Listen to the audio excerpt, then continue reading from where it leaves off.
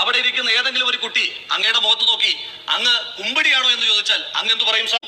ഒരു വശത്ത് ഒയാസിസ് പോലുള്ള കമ്പനികൾ വരുമ്പോൾ അങ്ങ് ബ്രൂവറിയുടെയും ലഹരിയുടെയും വക്താവായി സംസാരിക്കേണ്ടി വരും. അതേ അങ്ങ് തന്നെ ഈ ലഹരി ഉപയോഗിച്ച് ആരെങ്കിലും ആക്രമിച്ചാൽ ആ അക്രമത്തിനെതിരായിട്ട് ലഹരി ഉപയോഗിക്കുന്നവർക്ക് മുഖം നോക്കാൻ നടപടിയെടുക്കില്ല എന്ന് പറയേണ്ടതും അങ്ങ് തന്നെയാണ്. അതിനുശേഷം ഏതെങ്കിലും സ്കൂളുകളിൽ അങ്ങേ വിമുക്തിയുടെ ഒരു പരിപാടിക്ക് വിളിച്ചാൽ അങ്ങ് സ്കൂളിലെ കുട്ടികളോട് പോയിട്ട് പറയണം ലഹരി ഉപയോഗിക്കുന്നത് തെറ്റാണെന്ന്. അവിടെ ഇരിക്കുന്ന ഏതെങ്കിലും ഒരു കുട്ടി അങ്ങയുടെ മുഖത്ത് നോക്കി അങ്ങ് കുമ്പിടിയാണോ എന്ന് ചോദിച്ചാൽ അങ്ങ് എന്ത് പറയും സാർ? അതുകൊണ്ട് ഈ അവയർനെസ് പ്രോഗ്രാം എക്സൈസ് വകുപ്പിൽ നിന്ന് മറ്റേതെങ്കിലും വകുപ്പിലേക്ക് എടുത്തു മാറ്റേണ്ടതായിട്ടുണ്ട്.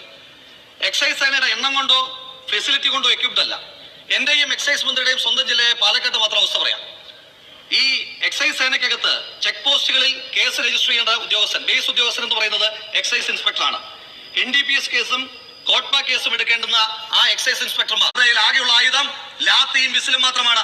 ആ ലാത്തി പോലും നിങ്ങൾ കൊടുക്കുന്നതല്ല, അവര് കാട്ടിൽ കയറി വെട്ടുന്നതാണ്. അങ്ങ് കുമ്പിടി